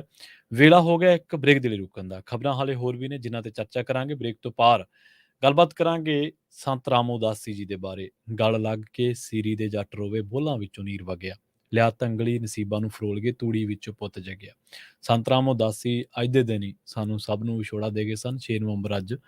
ਤੇ ਉਹਨਾਂ ਨੇ ਪੰਜਾਬ ਦੇ ਵਿੱਚ ਜਿਹੜੀ ਪੰਜਾਬ ਦੀ ਇੱਕ ਸਾਂਝ ਹੈ, ਪੰਜਾਬ ਦੇ ਵਿੱਚ ਆਪਾਂ ਦੇਖਦੇ ਹਾਂ ਕਿ ਸਾਡੀ ਆਪਸੀ ਸਾਂਝ ਹੈ, ਇਹਦੀ ਤੇ ਤਾਂ ਲਿਖਿਆ ਉਹਨਾਂ ਦੀ ਜਿਹੜੀ ਨਜ਼ਮ ਹੈ ਜਾਂ ਕਵਿਤਾ ਕਹਿ ਲਓ, ਜਾਂ ਉਹਨਾਂ ਨੇ ਕਾਵਿਕ ਰੂਪ ਦੇ ਵਿੱਚ ਜੋ ਰਚਨਾ ਦਿੱਤੀ ਸਾਨੂੰ ਸਾਰਿਆਂ ਨੂੰ, ਉਹਦੇ ਵਿੱਚ ਸਾਡੇ ਸਮਾਜ ਦੇ ਵਿੱਚ ਕਿਵੇਂ ਜੱਟ ਤੇ ਸੀਰੀ ਦਾ ਆਪਸੀ ਰਿਸ਼ਤਾ ਜਿਹੜਾ ਉਹ ਕਿੰਨਾ ਗੂੜਾ ਹੈ ਤੇ ਕਿੰਨਾ ਪਰਪੱਕ ਹੈ, ਉਹਦੇ ਬਾਰੇ ਤਾਂ ਲਿਖਿਆ। ਉਹਨਾਂ ਨੇ ਦਲਿਤ ਭਾਈਚਾਰੇ ਬਾਰੇ ਵੀ ਬਹੁਤ ਕੁਝ ਲਿਖਿਆ। ਤੇ ਇੰਨਾ ਹੀ ਨਹੀਂ, ਉਹਨਾਂ ਨੇ ਦਸਮ ਪਾਤਸ਼ਾਹ ਨੂੰ ਜਿਹੜੀ ਉਹਨਾਂ ਨੇ ਗੁਰੂ ਗੋਬਿੰਦ ਸਿੰਘ ਜੀ ਦੇ ਨਾਮ ਇੱਕ ਨਜ਼ਮ ਲਿਖੀ ਸੀ, ਕਵਿਤਾ ਲਿਖੀ ਸੀਗੀ, ਉਹਦੇ ਵਿੱਚ ਵੀ ਉਹਨਾਂ ਦੀਆਂ ਜਿਹੜੀਆਂ ਸਤਰਾਂ ਨੇ ਬੜੀਆਂ ਸ਼ਾਨਦਾਰ ਨੇ, ਕਹਿ ਸਕਦੇ ਹਾਂ ਬੜੀਆਂ ਅਹਿਮ ਨੇ। ਉਹਦੇ ਵਿੱਚ ਉਹ ਦੱਸਦੇ ਨੇ ਕਿ ਜ਼ਿੰਦਗੀ ਦੇ ਰਾਹਾਂ ਦੇ ਵਿੱਚ ਹੱਕਾਂ ਦੀਆਂ ਮੰਜ਼ਿਲਾਂ ਨੂੰ ਤੇਰਾ ਸਿੰਘ ਹੱਸ ਕੇ ਵਰੇ, ਉਨ੍ਹਾਂ ਹੀ ਸਿਰਾਂ ਦੀ ਫੇਰ ਮੁੜ ਕੇ ਲੋੜ ਹੈ ਸਾਨੂੰ, ਜਿੰਨੇ ਪੁੰਨ ਤੂੰ ਕਰੇ। ਸੋ ਇਸ ਤਰੀਕੇ ਨਾਲ ਉਹਨਾਂ ਨੇ ਜਦੋਂ 10ਵੇਂ ਪਾਤਸ਼ਾਹ ਜੀ ਦੇ ਨਾਮ ਇਹ ਲਿਖਿਆ ਸੀਗਾ, ਤਾਂ ਉਹਦੇ ਵਿੱਚ ਬਹੁਤ ਆਲਾ ਦਰਜੇ ਦੀ ਉਹਨਾਂ ਦੀ ਰਚਨਾ, ਜੇ ਕਿਤੇ ਸਮਾਂ ਲੱਗਿਆ ਤਾਂ ਜ਼ਰੂਰ ਪੜ੍ਹ ਕੇ ਵੇਖਿਓ। ਉਹ ਲਿਖਦੇ ਨੇ ਕਿ ਅੱਜ ਫੇਰ ਸਾਂਭਿਆ ਔਰੰਗੇ ਨੇ ਹੀ ਰਾਜ ਹੈ, ਪਿੰਡ ਪਿੰਡ ਪਹੁੰਚੀ ਚਮਕੌਰ ਦੀ ਆਵਾਜ਼ ਹੈ, ਵੇਲਾ ਜੇ ਗੋਬਿੰਦ ਵੀਤਨਾਮ ਤੇ ਕੰਪੋਚੀਆਂ ਚੋਂ ਆ ਕੇ ਹਿੰਦ ਵਿੱਚ ਵੀ ਲੜੇ। ਸੋ ਇਸ ਤਰ੍ਹਾਂ ਦੇ ਉਹਨਾਂ ਨੇ ਨਜ਼ਮ ਲਿਖੀ ਸੀ। ਇਹਦੇ ਵਿੱਚ ਅਗਲੇ ਬੋਲ ਨੇ ਜਿਹੜੇ, ਉਹਦੇ ਵਿੱਚ ਸਰਸਾ ਦੇ ਰੋੜ ਵਾਂਗੂ ਭੂਤਰੀ ਮਹਿੰਗਾਈ ਹੈ, ਜ਼ੁਲਮਾਂ ਦੀ ਕੰਧ ਸਾਡੇ ਗਲਾਂ ਤੱਕ ਆਈ ਹੈ। ਸੋ ਉਦੋਂ ਦੇ ਸਮਿਆਂ ਦੇ ਮੁਤਾਬਕ ਜੋ ਢੁਕਦਾ ਸੀਗਾ, ਤੇ ਜੋ 10ਵੇਂ ਪਾਤਸ਼ਾਹ ਜੀ ਨੇ ਜ਼ੁਲਮ ਦੇ ਵਿਰੁੱਧ ਲੜਾਈ ਲੜ ਕੇ ਸਰਬੰਸ ਵਾਰਤਾ ਸੀਗਾ, ਉਹਨਾਂ ਸਾਰੀ ਚੀਜ਼ਾਂ ਨੂੰ ਉਹਨਾਂ ਨੇ ਆਪਣੇ ਸ਼ਬਦਾਂ ਦੇ ਵਿੱਚ ਬਿਆਨ ਕੀਤਾ ਸੀਗਾ। ਅੱਜ ਦੇ ਦਿਨ ਉਹ ਸਾਨੂੰ ਸਭ ਨੂੰ ਸਦੀਵੀ ਵਿਛੋੜਾ ਦੇ ਗਏ ਸਨ। ਸੋ ਅੱਜ ਉਹਨਾਂ ਦੀ ਬਰਸੀ ਹੈ। ਬ੍ਰੇਕ ਦੇ ਲਈ ਰੁਕਦੇ ਹਾਂ, ਬ੍ਰੇਕ ਤੋਂ ਪਾਰ ਖਬਰਾਂ ਤੇ ਚਰਚਾ ਕਰਾਂਗੇ।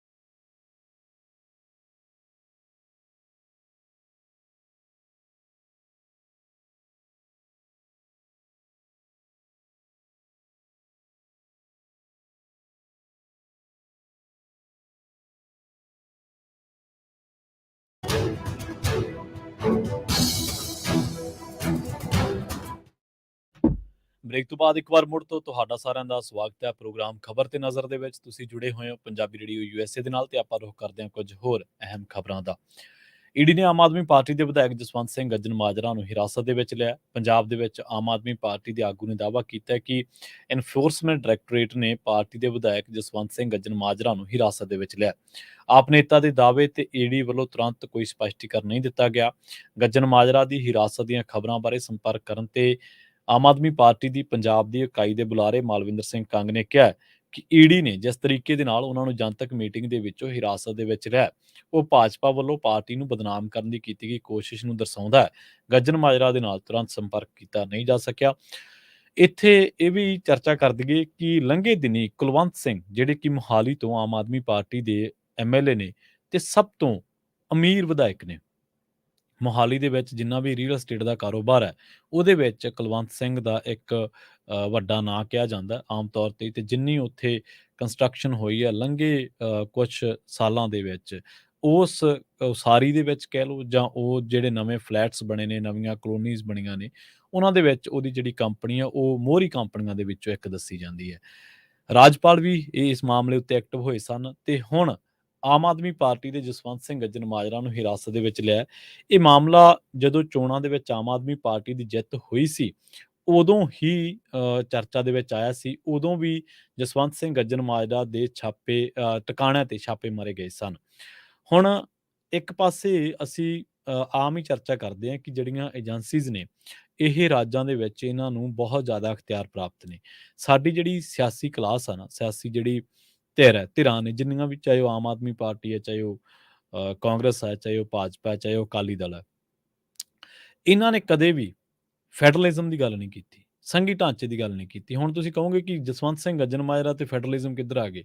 ਅਸਲ ਦੇ ਵਿੱਚ ਫੈਡਰਲਿਜ਼ਮ ਇਹ ਹੈ ਕਿ ਜਿੱਥੇ ਵੀ ਚੁਣਿਆ ਕੋਈ ਪ੍ਰਤੀਨਿਧ ਹੈ ਜਾਂ ਚੁਣਿਆ ਕੋਈ ਰਾਜ ਦੇ ਵਿੱਚ ਸਰਕਾਰ ਚੱਲ ਰਹੀ ਹੈ, ਉੱਥੇ ਕੋਈ ਜਾਂਚ ਏਜੰਸੀ ਜਾਂਦੀ ਹੈ ਤਾਂ ਪਹਿਲਾਂ ਉਹਨੂੰ ਉਸ ਸਰਕਾਰ ਨੂੰ ਭਰੋਸੇ ਦੇ ਵਿੱਚ ਲੈਣਾ ਚਾਹੀਦਾ ਜਾਂ ਉਹਦੀਆਂ ਜਿਹੜੀਆਂ ਉੱਥੇ ਫੋਰਸਿਸ ਕੰਮ ਕਰ ਰਹੀਆਂ ਨੇ, ਮਸਲਨ ਕੋਈ ਪੰਜਾਬ ਸਰਕਾਰ ਦੀ ਪੰਜਾਬ ਪੁਲਿਸ ਹੈ ਜਾਂ ਕੋਈ ਹੋਰ ਏਜੰਸੀ ਹੈ, ਤਫਤੀਸ਼ੀ ਏਜੰਸੀ। ਇਹ ਤੇ ਬਹੁਤ ਜ਼ਿਆਦਾ ਰੌਲਾ ਪਿਆ ਪਰ ਸਾਡੀ ਜਿਹੜੀ ਲੀਡਰ ਨੇ, ਸਾਡੇ ਜਿਹੜੇ ਸਿਆਸਤਦਾਨ ਨੇ, ਇਹਨਾਂ ਨੇ ਚੁੱਪ ਵੱਟੀ ਰੱਖੀ। ਹੁਣ ਇਹ ਜਾਂਦੇ ਕੀ ਕਰਦੇ ਆ ਅਸਲ ਦੇ ਵਿੱਚ, ਜਿਹਦੇ ਵਿੱਚ ਸਾਰੀਆਂ ਧਿਰਾਂ ਇੱਕੋ ਜਿਹੀਆਂ ਦੋਸ਼ੀ ਆ। ਇਹ ਜਾਂਦੇ ਆ ਚੰਡੀਗੜ੍ਹ ਦੇ ਵਿੱਚ ਧਰਨਾ ਲਾਉਣ, ਉੱਥੋਂ ਖਾ ਕੇ ਵਿਛਾੜਾਂ ਲਵਾ ਕੇ ਫੋਟੋਆਂ ਤੇ ਆ ਜਾਂਦੇ ਆ। ਪਰ ਇਹ ਮਸਕਰੀ ਹਾਸੀ ਹੱਸਦੇ ਰਹੇ ਚੰਡੀਗੜ੍ਹ ਦੇ ਪੋਲੇ ਸੋਫਿਆਂ ਤੇ ਬਹਿ ਕੇ, ਗੱਦਿਆਂ ਤੇ ਬਹਿ ਕੇ। ਇਹਨਾਂ ਨੂੰ ਪਤਾ ਹੀ ਨਹੀਂ ਲੱਗਿਆ ਕਿ ਸਾਡਾ ਰਾਜਧਾਨੀ ਦੇ ਵਿੱਚ, ਜਾਂ ਪਤਾ ਲੱਗ ਗਿਆ ਤੇ ਮੀਸਨੇ ਹੋ ਕੇ ਚੁੱਪ ਰਹੇ, ਕਿ ਰਾਜਧਾਨੀ ਦੇ ਵਿੱਚ ਵੀ ਸਾਨੂੰ ਪ੍ਰੋਟੈਸਟ ਕਰਨ ਦਾ ਹੱਕ ਨਹੀਂ ਹੈ। ਅੱਜ ਜੇ ਪੰਜਾਬ ਦੀ ਕੋਈ ਬੇਰੁਜ਼ਗਾਰ, ਪੰਜਾਬ ਦਾ ਧੀ ਪੁੱਤ, ਪੰਜਾਬ ਦੀ ਕੋਈ ਮੁਲਾਜ਼ਮ ਜਥੇਬੰਦੀ, ਪੰਜਾਬ ਦਾ ਕੋਈ ਕਿਸਾਨ, ਪੰਜਾਬ ਦਾ ਕੋਈ ਹੋਰ ਤਬਕਾ ਜਿਹੜਾ ਗੱਲ ਰੱਖਣੀ ਚਾਹੁੰਦਾ ਹੈ ਜਾਂ ਰਾਜਪਾਲ ਨੂੰ ਜਾਂ ਮੁੱਖ ਮੰਤਰੀ ਨੂੰ ਮਿਲਣਾ ਚਾਹੁੰਦਾ ਹੈ, ਉਹ ਮੁਹਾਲੀ ਕ੍ਰਾਸ ਨਹੀਂ ਕਰ ਸਕਦਾ। ਚਾਹੇ ਤੁਸੀਂ ਤਸਵੀਰਾਂ ਦੇਖ ਲਓ, ਚਾਹੇ ਤੁਸੀਂ ਅਖਬਾਰਾਂ ਪੜ੍ਹ ਕੇ ਦੇਖ ਲਓ, ਲੰਘੇ 5 ਸਾਲਾਂ ਜਾਂ ਲੰਘੇ 10 ਸਾਲਾਂ ਦੇ ਵਿੱਚ ਹੀ ਕੋਈ ਇੱਕਾ ਦਿੱਕਾ ਧਿਰਾਂ ਨੂੰ ਛੱਡ ਕੇ ਕੋਈ ਰਾਜਪਾਲ ਭਵਨ ਤੱਕ ਪ੍ਰੋਟੈਸਟ ਕਰਦੀ ਪਹੁੰਚ ਗਈ ਹੋਵੇ ਜਾਂ ਕੋਈ ਮੁੱਖ ਮੰਤਰੀ ਦੇ ਦਫ਼ਤਰ ਤੱਕ ਪਹੁੰਚ ਗਈ ਹੋਵੇ, ਨਹੀਂ, ਚੰਡੀਗੜ੍ਹ ਪੁਲਿਸ ਹੀ ਰੋਕ ਲੈਂਦੀ ਹੈ। ਤੇ ਸਾਡੇ ਸਿਆਸਤਦਾਨਾਂ ਨੇ ਅੱਜ ਤੱਕ ਇਹ ਸਵਾਲ ਨਹੀਂ ਚੁੱਕਿਆ ਕਿ ਭਾਈ ਮੁੱਖ ਮੰਤਰੀ ਪੰਜਾਬ ਦਾ, ਰਾਜਪਾਲ ਪੰਜਾਬ ਦਾ, ਚੰਡੀਗੜ੍ਹ ਰਾਜਧਾਨੀ ਪੰਜਾਬ ਦੀ ਲੋਕਾਂ ਨੇ ਪ੍ਰੋਟੈਸਟ ਕਰਨਾ, ਤੁਸੀਂ ਰੋਕਣ ਵਾਲੇ ਕੌਣ ਹੈ? ਉਹ ਰੋਕਦੀ, ਉਹ ਜਾਣ ਹੀ ਨਹੀਂ ਦਿੰਦੇਗਾ। ਇਹੀ ਗੱਲ ਇੱਥੇ ਲਾਗੂ ਹੁੰਦੀ ਹੈ ਕਿ ਕੋਈ ਜਨਤਕ ਨੁਮਾਇੰਦਾ ਵਾ। ਦੇਖੋ ਸਾਡਾ ਜਿਹੜਾ ਸਟੈਂਡ ਆ ਉਹ ਸੁਖਪਾਲ ਸਿੰਘ ਖਹਿਰਾ ਬਾਰੇ ਵੀ ਉਹੀ ਹੈ ਤੇ ਜਸਵੰਤ ਸਿੰਘ ਗੱਜਣ ਮਾਜਰਾ ਬਾਰੇ ਵੀ ਉਹੀ ਹੈ। ਹਾਂ, ਕਿਸੇ ਮਾਮਲੇ ਦੇ ਵਿੱਚ, ਕਿਸੇ ਘੁਟਾਲੇ ਦੇ ਵਿੱਚ ਕੋਈ ਨਾਂ ਆਉਂਦਾ, ਉਹਨੂੰ ਤੁਸੀਂ ਸੰਮਣ ਕਰੋ, ਉਹ ਬੰਦਾ ਨਹੀਂ ਆਉਂਦਾ, ਉਹ ਗੱਲ ਵੱਖਰੀ ਹੈ। ਪਰ ਜਨਤਕ ਮੀਟਿੰਗ ਦੇ ਵਿੱਚੋਂ ਕੇਂਦਰੀ ਜਾਂਚ ਏਜੰਸੀ ਬੰਦਾ ਚੱਕ ਕੇ ਲੈ ਜਾਵੇ ਤੇ ਉਹ ਵੀ ਚੁਣਿਆ ਹੋਇਆ ਵਿਧਾਇਕ, ਤਾਂ ਇਹ ਏਜੰਸੀਆਂ ਦੀਆਂ ਕਾਰਕਰਦੀਆਂ ਤੇ ਵੀ, ਉਹਨਾਂ ਦੀਆਂ ਜਿਹੜੀਆਂ ਪਾਵਰਾਂ ਮਿਲੀਆਂ ਨੇ ਉਹਨਾਂ ਤੇ ਵੀ ਸਵਾਲ ਖੜੇ ਕਰਦਾ। ਬਿਲਕੁਲ ਠੀਕ ਉਸੇ ਤਰ੍ਹਾਂ ਜਿਵੇਂ ਤੁਸੀਂ ਤੜਕੇ ਉੱਠ ਕੇ ਸੁਖਪਾਲ ਸਿੰਘ ਖਹਿਰੇ ਨੂੰ ਚੁਕਵਾਇਆ ਸੀ ਪੰਜਾਬ ਪੁਲਿਸ ਕੋਲੋਂ, ਬਿਲਕੁਲ ਉਸੇ ਤਰ੍ਹਾਂ ਜਿਵੇਂ ਕੁਲਬੀਰ ਜੀਰਾ ਤੁਸੀਂ ਚੱਕਿਆ ਸੀ, ਬਿਲਕੁਲ ਉਸੇ ਤਰ੍ਹਾਂ ਜਿਵੇਂ ਈਡੀ ਨੇ ਅਰਵਿੰਦ ਕੇਜਰੀਵਾਲ ਨੂੰ ਨੋਟਿਸ ਕੀਤਾ ਸੀ ਕਿ ਤੂੰ 2 ਨਵੰਬਰ ਨੂੰ ਸਾਡੇ ਕੋਲੇ ਆ, ਸਾਡੀ ਜਾਂਚ ਦੇ ਵਿੱਚ ਸ਼ਾਮਲ ਹੋ, ਤੇ ਅਰਵਿੰਦ ਕੇਜਰੀਵਾਲ ਚੋਣ ਪ੍ਰਚਾਰ ਕਰਨ ਨਿਕਲੇ। ਕਿੰਨੀ ਕੁ ਵਾਰੀ ਜਾਓਗੇ? ਤੁਸੀਂ ਇਹ ਨੁਕਤਾ ਚੁੱਕਣ ਦੀ ਬਜਾਏ ਕਿ ਏਜੰਸੀਜ਼, ਫੋਰਸਿਸ, ਉਹਨਾਂ ਦੇ ਕੋਲੇ ਜ਼ਿਆਦਾ ਅਖਤਿਆਰਾਤ ਜਾਂ ਉਹਨਾਂ ਦੇ ਕੰਮਕਾਰ ਕਰਨ ਦਾ ਤਰੀਕਾ ਸਹੀ ਹੋਣਾ ਚਾਹੀਦਾ, ਅਕੋਰਡਿੰਗ ਟੂ ਸੰਵਿਧਾਨ ਦੇ ਮੁਤਾਬਕ ਹੋਣਾ ਚਾਹੀਦਾ, ਕਨਸਟੀਟਿਊਸ਼ਨਲ ਜੋ ਪ੍ਰੋਸੈਸ ਹੈ ਉਹ ਫੋਲੋ ਹੋਣਾ ਚਾਹੀਦਾ। ਇਹਦੀ ਬਜਾਏ ਜਿੱਥੇ ਤੁਹਾਡਾ ਦਾ ਲੱਗਦਾ ਤੁਸੀਂ ਉਸ ਮੁਤਾਬਕ ਆਪ ਉਹ ਕੰਮ ਕਰਦੇ ਹੋ। ਇਸ ਕਰਕੇ ਜਦੋਂ ਤੁਸੀਂ ਆਪ ਉਹ ਕੰਮ ਕਰਦੇ ਹੋ ਤਾਂ ਤੁਹਾਡੇ 'ਚ ਬੋਲਣ ਦੀ ਜ਼ਰੂਰਤ ਘੱਟ ਜਾਂਦੀ ਹੈ। ਜੇਕਰ ਤੁਸੀਂ ਆਪ ਸਿਧਾਂਤਕ ਅਪਰੋਚ ਤੇ ਖੜੋ ਤਾਂ ਤੁਹਾਡੇ 'ਚ ਬੋਲਣ ਦੀ ਜ਼ਰੂਰਤ ਓਨੀ ਵੱਧ ਜਾਂਦੀ ਹੈ। ਅਗਲੀ ਗੱਲ ਕਰ ਲਈਏ ਤੇ ਆਮ ਆਦਮੀ ਪਾਰਟੀ ਨੂੰ ਸ਼ਾਇਦ ਜਸਵੰਤ ਸਿੰਘ ਅਜਨਮਾਇਰਾ ਦੇ ਝਟਕੇ 'ਚੋਂ ਕੱਢਣਾ ਵੀ ਜ਼ਰੂਰੀ ਹੈ। ਹੁਣ ਰਾਜਪਾਲ ਵੱਲੋਂ ਬਿੱਲਾਂ ਨੂੰ ਮਨਜ਼ੂਰੀ ਦੇਣ ਦੇ ਵਿੱਚ ਦੇਰੀ ਦੇ ਵਿਰੁੱਧ ਪੰਜਾਬ ਸਰਕਾਰ ਦੀ ਪਟੀਸ਼ਨ ਤੇ ਸੁਣਵਾਈ ਦੇ ਦੌਰਾਨ ਸੁਪਰੀਮ ਕੋਰਟ ਨੇ ਇਹ ਗੱਲ ਕਹੀ ਹੈ ਕਿ ਮਾਮਲਾ ਅਦਾਲਤ ਦੇ ਵਿੱਚ ਆਉਣ ਤੋਂ ਪਹਿਲਾਂ ਰਾਜਪਾਲਾਂ ਨੂੰ ਕਾਰਵਾਈ ਕਰਨੀ ਚਾਹੀਦੀ ਹੈ। ਰਾਜਪਾਲਾਂ ਨੂੰ ਆਤਮ ਪੜਚੋਲ ਕਰਨ ਦੀ ਲੋੜ ਹੈ ਤੇ ਉਹਨਾਂ ਨੂੰ ਪਤਾ ਹੋਣਾ ਚਾਹੀਦਾ ਹੈ ਕਿ ਉਹ ਲੋਕਾਂ ਦੇ ਚੁਣੇ ਹੋਏ ਨੁਮਾਇੰਦੇ ਨਹੀਂ। ਇਸ ਤੇ ਸੋਲਿਸਿਟਰ ਜਨਰਲ ਤੁਸ਼ਾਰ ਮਹਿਤਾ ਨੇ ਸੁਪਰੀਮ ਕੋਰਟ ਨੂੰ ਦੱਸਿਆ ਕਿ ਰਾਜਪਾਲ ਨੇ ਉਹਨਾਂ ਨੂੰ ਭੇਜੇ ਬਿੱਲਾਂ ਤੇ ਕਾਰਵਾਈ ਕੀਤੀ ਹੈ। ਸੁਪਰੀਮ ਕੋਰਟ ਨੇ ਸੋਲਿਸਿਟਰ ਜਨਰਲ ਨੂੰ ਪ੍ਰਗਤੀ ਰਿਪੋਰਟ ਪੇਸ਼ ਕਰਨ ਦੇ ਨਿਰਦੇਸ਼ ਦਿੰਦਿਆਂ ਮਾਮਲੇ ਦੀ ਸੁਣਵਾਈ 10 ਨਵੰਬਰ ਤੱਕ ਮੁਲਤਵੀ ਕਰ ਦਿੱਤੀ ਹੈ। ਆਪਾਂ ਕੋਈ ਕਾਨੂੰਨ ਘਾੜੇ ਨਹੀਂ, ਆਪਾਂ ਕੋਈ ਕਾਨੂੰਨ ਸਾਜ਼ ਨਹੀਂ, ਆਪਾਂ ਕੋਈ ਲਾਅ ਦੀ ਪੜ੍ਹਾਈ ਨਹੀਂ ਕੀਤੀ, ਪਰ ਹਾਂ ਇੰਨਾ ਜ਼ਰੂਰ ਹੈ ਕਿ ਜਦੋਂ ਤੋਂ ਖਬਰਾਂ ਦੇ ਵਿੱਚ ਆ ਉਦੋਂ ਤੋਂ ਇਹ ਪਤਾ ਲੱਗ ਗਿਆ ਕਿ ਇੱਕ ਇਲੈਕਟਿਡ ਤੇ ਇੱਕ ਸਿਲੈਕਟਡ ਜਿਹੜਾ ਸਾਡਾ ਡੈਮੋਕ੍ਰੇਸੀ ਦਾ ਇੱਕ ਮਿਆਰ ਹੈ ਜਾਂ ਡੈਮੋਕ੍ਰੈਟਿਕ ਢਾਂਚਾ ਹੈ, ਉਹਦੇ ਵਿੱਚ ਹਮੇਸ਼ਾ ਇਲੈਕਟਿਡ ਨੂੰ ਪਹਿਲ ਦਿੱਤੀ ਜਾਂਦੀ ਹੈ। ਪੰਜਾਬ ਸਰਕਾਰ ਲੋਕਾਂ ਦੀ ਇਲੈਕਟਿਡ ਸਰਕਾਰ ਹੈ, ਲੋਕਾਂ ਦੀ ਚੁਣੀ ਸਰਕਾਰ ਹੈ ਤੇ ਸੁਪਰੀਮ ਕੋਰਟ ਕੀ ਕਹਿੰਦੀ ਹੈ ਕਿ ਰਾਜਪਾਲ ਆਤਮ ਪੜਚੋਲ ਕਰਨ। ਉਹਨਾਂ ਨੂੰ ਪਤਾ ਹੋਣਾ ਚਾਹੀਦਾ ਕਿ ਉਹ ਲੋਕਾਂ ਦੇ ਚੁਣੇ ਹੋਏ ਨੁਮਾਇੰਦੇ ਨਹੀਂ। ਲੰਘੇ ਦਿਨੀ ਪੰਜਾਬੀ ਰੇਡੀਓ USA ਦੇ ਇਸੇ ਮੰਚ ਤੇ ਆਪਾਂ ਇੱਕ ਚਰਚਾ ਕੀਤੀ ਸੀ ਤੇ ਰਾਜਪਾਲ ਦੇ ਹਵਾਲੇ ਦੇ ਨਾਲ ਇੱਕ ਗੱਲ ਕਹੀ ਸੀ, ਤੁਹਾਨੂੰ ਫਿਰ ਤੋਂ ਚੇਤਾ ਕਰਵਾ ਦਿੰਦੇ ਆ। ਰਾਜਪਾਲ ਦੇ ਸੰਦਰਭ ਦੇ ਵਿੱਚ ਇਹ ਗੱਲ ਕਹੀ ਸੀ ਕਿ ਰਾਜਪਾਲ ਦੇ ਬਾਰੇ ਇਹ ਕਿਹਾ ਜਾਂਦਾ ਕਨਸਟੀਟਿਊਸ਼ਨਲ, ਜਦੋਂ ਅਸੀਂ ਰੀਡਿੰਗਸ ਨੂੰ ਪੜ੍ਹਦੇ ਹਾਂ, ਜਦੋਂ ਉਹ ਜੋ ਲਿਖਿਆ ਹੋਇਆ ਉਹਨੂੰ ਫੋਲੋ ਕਰਦੇ ਹਾਂ ਤੇ ਉਹਦੇ ਵਿੱਚ ਇੱਕ ਗੱਲ ਲਿਖੀ ਹੋਈ ਆ ਕਿ ਹੀ is bound with council of ministers. ਕਿ ਰਾਜਪਾਲ ਕਾਉਂਸਲ ਆਫ ਮਿਨਿਸਟਰਸ ਦੇ ਨਾਲ ਬਾਉਂਡ ਆ, ਉਹ ਆਪਣੇ ਆਪ ਕੁਝ ਨਹੀਂ ਕਰ ਸਕਦਾ। ਬੇਸ਼ੱਕ ਉਹ ਚੌਦੇ ਤੇ ਬੈਠਾ ਤਾਂ ਰਾਸ਼ਟਰਪਤੀ ਵੀ ਹੈ। ਰਾਸ਼ਟਰਪਤੀ ਕੋਲ ਕਿੰਨੀਆਂ ਕੁ ਪਾਵਰਾਂ ਨੇ, ਉਹ ਕਿੰਨੇ ਕੁ ਕੰਮਾਂ ਦੇ ਵਿੱਚ ਪ੍ਰਧਾਨ ਮੰਤਰੀ ਨੂੰ ਡਾਇਰੈਕਸ਼ਨ ਜਾਰੀ ਕਰਦਾ ਵਾ। ਸੋ ਇਹ ਵੀ ਰਾਜਪਾਲ ਸਾਹਿਬ ਵੀ ਬਾਉਂਡ ਨੇ, ਪਰ ਪਿਛਲੇ ਲੰਮੇ ਸਮੇਂ ਤੋਂ ਨਹੀਂ, ਕਈ ਦਹਾਕਿਆਂ ਤੋਂ ਕਾਂਗਰਸ ਨੇ ਪ੍ਰਚਲਨ ਸ਼ੁਰੂ ਕੀਤਾ ਸੀਗਾ ਕਿ ਰਾਜਪਾਲਾਂ ਦੇ ਜ਼ਰੀਏ ਲੋਕਾਂ ਦੀਆਂ ਚੁਣੀਆਂ ਸਰਕਾਰਾਂ ਨੂੰ ਕਿਵੇਂ ਢਾਹ ਲਾਉਣੀ ਹੈ। ਸੋ ਇਹ ਸਾਰਾ ਕੁਝ ਇੱਕੋ ਢਾਂਚੇ ਦੇ ਵਿੱਚ ਲਿਆ ਕੇ ਇਹਨੂੰ ਖੜਾ ਕਰ ਸਕਦੇ ਹਾਂ ਕਿ ਜੇਕਰ ਤੁਸੀਂ ਰਾਜਪਾਲ ਦੀ ਆਪਾਂ ਆਲੋਚਨਾ ਕਰਦੇ ਹਾਂ ਕਿ ਉਹ ਸਾਡੇ ਮੁੱਖ ਮੰਤਰੀ ਸਾਹਿਬ ਨੂੰ, ਹਾਲਾਂਕਿ ਉਹਨਾਂ ਦੇ ਕੰਮਕਾਰ ਕਰਨ ਦੇ ਤਰੀਕੇ ਨਾਲ ਅਸੀਂ ਅਸਹਿਮਤ ਹੋ ਸਕਦੇ ਹਾਂ, ਉਹਨਾਂ ਦੀ ਜੋ ਕਾਰਜਸ਼ੈਲੀ ਹੈ ਉਹਦੇ ਤੇ ਲੱਖਾਂ ਕਿੰਤੂ ਹੋ ਸਕਦੇ ਨੇ, ਸਵਾਲ ਹੋ ਸਕਦੇ ਨੇ, ਪਰ ਜਿੱਥੇ ਸਾਡੀ ਚੁਣੀ ਹੋਈ ਸਰਕਾਰ ਦੀ ਗੱਲ ਆਏਗੀ, ਉਹਦੇ ਅਧਿਕਾਰਾਂ ਨੂੰ ਢਾਹ ਲਾਉਣ ਦੀ ਗੱਲ ਆਏਗੀ, ਉੱਥੇ ਸਾਨੂੰ ਖੁੱਲ੍ਹਦਿਲੀ ਦੇ ਨਾਲ, ਭਾਵੇਂ ਅਸੀਂ ਭਗਵੰਤ ਮਾਨ ਨਾਲ ਸਹਿਮਤ ਹਾਂ ਜਾਂ ਅਸਹਿਮਤ ਹੈ, ਖੁੱਲ੍ਹਦਿਲੀ ਦੇ ਨਾਲ ਇਹ ਗੱਲ ਕਹਿਣੀ ਪਊਗੀ ਕਿ ਰਾਜਪਾਲ ਗਲਤ ਹੈ। ਤੇ ਜਿਹੜੀਆਂ ਗੱਲਾਂ ਦੀ ਆਪਾਂ ਚਰਚਾ ਪਿਛਲੇ 1 ਸਾਲ ਤੋਂ ਕਰ ਰਹੇ ਹਾਂ ਤੇ ਉਹੀ ਕਨਸਟੀਟਿਊਸ਼ਨਲ ਅਥਾਰਟੀ, ਜਿਹੜੀ ਕਿ ਸੰਵਿਧਾਨਕ ਅਥਾਰਟੀ, ਕਾਨੂੰਨਨ authority, higher authority supreme court ਹੈ, ਉਹਨੇ ਵੀ ਟਿੱਪਣੀਆਂ ਦੇ ਵਿੱਚ ਇਹ ਗੱਲ ਕਹੀ। ਇੱਥੋਂ ਸਾਬਤ ਹੁੰਦਾ ਕਿ ਰਾਜਪਾਲ ਇੱਕ ਰਾਜਪਾਲ ਵਾਂਗੂ ਘੱਟ ਤੇ ਇੱਕ ਕੇਂਦਰੀ ਸੱਤਾਧਾਰੀ ਪਾਰਟੀ ਦੇ ਪ੍ਰਧਾਨ ਵਜੋਂ ਜਾਂ ਉਹਦੇ ਨੁਮਾਇੰਦੇ ਵਜੋਂ ਜ਼ਿਆਦਾ ਵਿਚਰਦੇ ਆ। ਜੇ ਰਾਜਪਾਲ ਗਲਤ ਹੈ, ਫਿਰ ਜੇ ਇੱਕ ਈਡੀ ਵੀ ਗਲਤ ਹੋ ਸਕਦੇ ਕਿਸੇ ਚੁਣੇ ਹੋਏ ਨੁਮਾਇੰਦੇ ਨੂੰ ਇਸ ਤਰੀਕੇਕਾਰ ਦੇ ਨਾਲ। ਮੈਂ ਤਰੀਕਾਕਾਰ ਤੇ ਸਵਾਲ ਚੁੱਕ ਰਿਹਾ, ਨਾ ਕਿ ਉਹਨਾਂ ਦੇ ਜੋ ਸੰਮਣ ਹੋਏ ਜਾਂ ਉਹਨਾਂ ਦੀ ਜੋ ਫੋਲੋਇੰਗ ਪਿਛਲੇ ਕੇਸਾਂ ਦੇ ਵਿੱਚ ਹੋ ਰਹੀ ਹੈ। ਜੇਕਰ ਈਡੀ ਦਾ ਕੰਮ ਗਲਤ ਹੈ, ਈਡੀ ਜੇਕਰ ਗਲਤ ਕਰ ਰਹੀ ਹੈ ਤੁਹਾਡੇ ਮੁਤਾਬਕ, ਆਮ ਆਦਮੀ ਪਾਰਟੀ ਦੇ ਮੁਤਾਬਕ, ਸੰਜੇ ਸਿੰਘ ਵਰਗਿਆਂ ਨੂੰ ਚੁੱਕ ਕੇ ਜਾਂ ਹੋਰ ਲੋਕਾਂ ਨੂੰ ਚੁੱਕ ਕੇ, ਤੁਹਾਡੇ ਲੋਕਾਂ ਨੂੰ ਪਰੇਸ਼ਾਨ ਕਰਕੇ, ਫਿਰ ਸੁਖਪਾਲ ਖਹਿਰਾ ਤੇ ਕੁਲਬੀਰ ਜੀਰਾ ਨੂੰ ਚੁੱਕ ਕੇ ਤੁਹਾਡੀ ਪੰਜਾਬ ਪੁਲਿਸ ਕੀ ਸਹੀ ਕਰ ਰਹੀ ਹੈ। ਸੋ ਇਹ ਸਵਾਲ ਨੇ ਜਿਹੜੇ ਐਡਰੈਸ ਹੋਣੇ ਚਾਹੀਦੇ ਨੇ। ਹੱਕ ਹਕੂਕ ਸਾਨੂੰ ਸਾਡੇ ਤੇ ਪੈਣ ਵਾਰੀ ਪਤਾ ਲੱਗਦਾ, ਪਰ ਜਦੋਂ ਅਸੀਂ ਕਿਸੇ ਤੇ ਵਾਅਦਾ ਕਰਦੇ ਹਾਂ ਸਾਨੂੰ ਉਦੋਂ ਵੀ ਇਹਨਾਂ ਚੀਜ਼ਾਂ ਦਾ ਧਿਆਨ ਰੱਖਣਾ ਚਾਹੀਦਾ। ਪਰ ਗੱਲ ਨਿਬੜਦੀ ਹੈ ਇੱਥੇ ਆ ਕੇ ਕਿ ਹਰ ਕੰਮ, ਚਾਹੇ ਉਹ ਕੇਂਦਰ ਦੀਆਂ ਏਜੰਸੀਆਂ ਕਰ ਰਹੀਆਂ ਨੇ, ਚਾਹੇ ਉਹ ਰਾਜ ਦੀਆਂ ਕਰਨ, ਉਹ ਸੰਵਿਧਾਨ ਦੇ ਮੁਤਾਬਕ ਹੋਣਾ ਚਾਹੀਦਾ। ਤੇ ਜੇਕਰ ਸੰਵਿਧਾਨ ਦੇ ਮੁਤਾਬਕ ਕੰਮ ਹੋਣ ਲੱਗ ਪੈਣ ਇਸ ਮੁਲਕ ਦੇ ਵਿੱਚ, ਤਾਂ ਜੋ ਮਾਈਨੋਰਟੀਜ਼ ਦੀ ਅੱਜ ਦਸ਼ਾ ਵਾ, ਜੋ ਘੱਟ ਗਿਣਤੀਆਂ ਤੇ ਵਾਧੇ ਹੋ ਰਿਹਾ, ਸਭ ਤੋਂ ਪਹਿਲਾਂ ਉਹ ਰੁਕ ਜਾਣਗੇ। ਬਹੁਤ ਬਹੁਤ ਧੰਨਵਾਦ। ਪੰਜਾਬੀ ਰੇਡੀਓ USA ਦੇ ਪ੍ਰੋਗਰਾਮ ਖਬਰ ਤੇ ਨਜ਼ਰ ਨੂੰ ਆਪਾਂ ਇੱਥੇ ਹੀ ਸਮਾਪਤ ਕਰਾਂਗੇ। ਪੰਜਾਬੀ ਰੇਡੀਓ USA ਦੀ ਅਗਲੀ ਪੇਸ਼ਕਸ਼ ਅਪਡੇਟ ਅਮਰੀਕਾ ਪ੍ਰੋਗਰਾਮ ਦੇ ਵਿੱਚ ਅਮਰੀਕਾ ਦੇ ਨਾਲ-ਨਾਲ, ਅਮਰੀਕਾ ਦੀ ਸਿਆਸਤ ਦੇ ਨਾਲ-ਨਾਲ, ਅਮਰੀਕਾ ਦੀ ਇਕੋਨਮੀ ਦੇ ਨਾਲ-ਨਾਲ ਵਰਲਡ ਦੇ ਵਿੱਚ ਵਾਪਰੀਆਂ ਅਹਿਮ ਖਾਸ ਘਟਨਾਵਾਂ, ਖਬਰਾਂ ਦੇ ਬਾਰੇ ਕੀਤੀ ਜਾਵੇਗੀ ਚਰਚਾ। ਇਜ਼ਰਾਈਲ ਹਮਾਸ ਦੀ ਜੰਗ ਦੇ ਬਾਰੇ ਅਪਡੇਟਸ ਕੀ ਨੇ, ਭੁਚਾਲ ਕਈ ਥਾਈਂ ਆਇਆ ਉੱਤਰੀ ਭਾਰਤ ਦੇ ਨਾਲ-ਨਾਲ ਨੇਪਾਲ ਦੇ ਵਿੱਚ ਤੇ ਅਫਗਾਨਿਸਤਾਨ ਦੇ ਵਿੱਚ, ਉਹਦੇ ਨਾਲ ਕਿੰਨੀ ਕੁ ਤਬਾਹੀ ਹੋਈ ਹੈ, ਉਹਦੇ ਨਾਲ-ਨਾਲ ਰੂਸ ਯੂਕਰੇਨ ਦੇ ਮਾਮਲੇ ਦੇ ਵਿੱਚ ਤੇ ਕੌਮਾਂਤਰੀ ਪੋਲਿਟਿਕਸ ਕਿੱਥੇ ਖੜੀ ਹੈ, ਇਹਨਾਂ ਤਮਾਮ ਮਸਲਿਆਂ ਨੂੰ ਲੈ ਕੇ ਚਰਚਾ ਕੀਤੀ ਜਾਵੇਗੀ। ਅਗਲੇ ਪ੍ਰੋਗਰਾਮ ਦੇ ਵਿੱਚ ਜੁੜੇ ਰਹੋ ਪੰਜਾਬੀ ਰੇਡੀਓ USA ਦੇ ਨਾਲ। ਬਹੁਤ ਬਹੁਤ ਧੰਨਵਾਦ। ਸਤਿ ਸ਼੍ਰੀ ਅਕਾਲ।